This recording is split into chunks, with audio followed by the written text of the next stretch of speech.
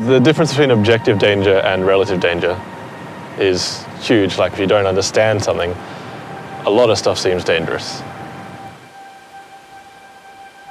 If someone's been doing something for a long time, it might seem crazy or ridiculous or risky, but that person has been working their way up and practicing, and they know and trust that it's going to work out. I think risk is a part of life. You can't escape risk, and it's just about knowing your own limits. You can take constructive risks or destructive risks, so I'm just really aware of the risks I'm taking and making sure they're constructive for my life. There's always that risk of getting injured, but I guess it depends how you go about training. I think that's the most important part to whatever you're doing, is to look into how the move works and the techniques behind it, and not just going for the move, chucking it. So don't leap ahead to some place that you're not at yet. Start, just with little baby steps, and then just increase those steps as you're ready to do so. That would apply to anything that you were doing, any physical activity.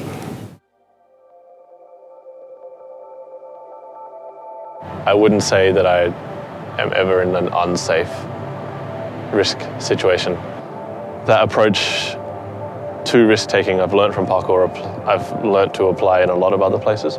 And it roughly goes along the lines of, you have to be there, you have to stand there at the jump or in the situation and assess it. You have to look how far it is, look at the situation, look at what might be going on around it, and also think back on your experiences and be like, I've done something like this a lot of times. This one's slightly different for this reason. So I think through the process and the results and work out what the risks are, what could go wrong, what do I know that I could help deal with it when it goes wrong, and basically weigh it all up.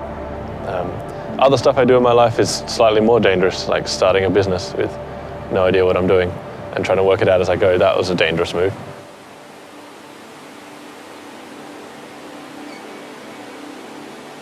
In Kalari, we use a lot of weapons, and so if you're not aware, if you're not focused on what you're doing, you're going to get hit or you're going to hit someone else.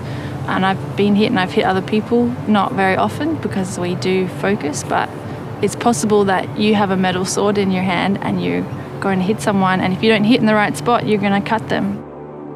If I am doing something dangerous and destructive, I feel that in my body, I feel it in my emotions, everything goes down. So I just am listening all the time to my body, to my emotional body.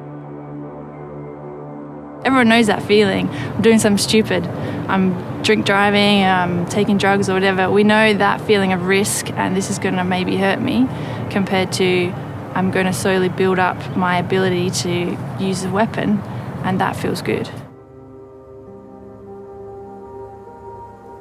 I approach risk-taking and tricking by looking at the prerequisites and making sure I can do them every time, and just drilling them until I can do it perfectly, until I can actually do the skill, like without even thinking about it. I'm not really the type of person that goes really crazy with what I do. I'm pretty smart with my training, so I guess people haven't really come over to me and said, hey, what you're doing is really dangerous. It just depends how you approach it.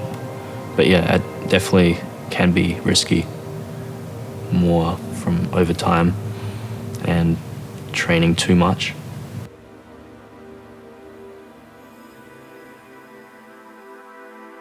As I've got older, I've found that I don't actually need to train so much. When I was younger, I did about 4 hours training a day, not just with contortion, but I was a dancer as well, and so I was doing all kinds of ballet. I now only have to train twice a week for about an hour and a quarter, because any more than that is overtraining and overusing your body. The way to not injure yourself is all in the warm-up.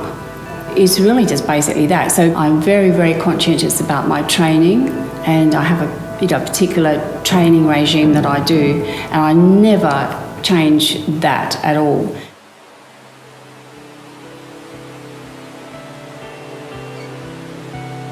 I think actually you guys are asking a lot of questions about physical risk and physical pain, but I think what stops people is mental pain. They think I'm going to look stupid, I'm going to fail, someone's going to judge me, I can't do that because I'm not good enough.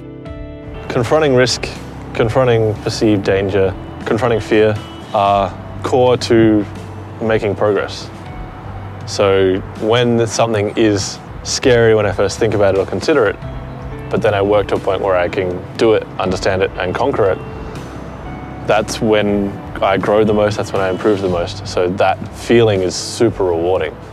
And knowing that that feeling is rewarding, but also important, like knowing this progress is important because every time I do it, I grow and I learn a little bit more. If I stop, I'm probably going to stagnate. I think people only take risks when they're unhappy, when they feel contained. Like if you're discouraged from doing what you love, then you don't get to experience that sense of being alive.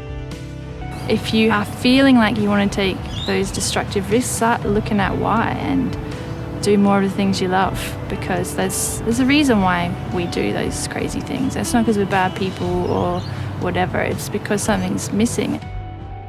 It's a warning signal. If you're taking dodgy risks, look at what you really want to be doing and do that instead.